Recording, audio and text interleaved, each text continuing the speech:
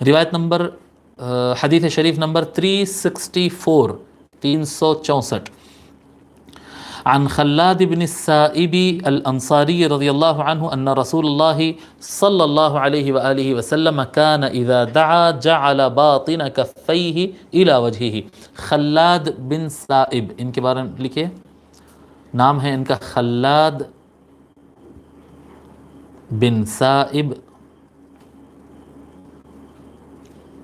خلاد بن سائب بن خلاد، پوترے اور دادا دونوں خلاد ہے، خلاد بن سائب بن خلاد الانصاری.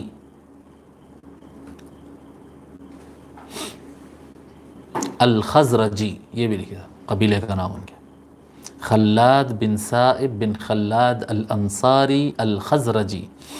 ان کے صحابی ہونے میں محدثین میں اختلاف ہے، بعض نے ان کو صحابی کہا، بعض نے ان کو صحابی نہیں کہا. ہاں ان کے والد صاحب اور ان کے دادا یہ دونوں کی صحبت پہ اتفاق ہے کہ جو ہے سائب بن خلاد بھی صحابی تھے اور خلاد الانصاری بھی صحابی تھے، دو یہ صحابی تھے، ابا بھی صحابی تھے، دادا بھی صحابی تھے، لیکن پوترے کے صحابی ہونے میں کلام ہے تھوڑا سا. ٹھیک ہے، ان کی تاریخ وفات نہیں ملی. خلاد بن سائب الانصاری روایت کرتے ہیں، کہتے ہیں کہ رسول اللہ صلی اللہ علیہ وآلہ وسلم جب کبھی دعا کرتے تو اپنے ہتھیلیوں کو، اپنے پنجوں کے اندرونی حصے کو اپنے چہرے کی طرف کرتے تھے. رواہ احمد بن حنبل فی المسند.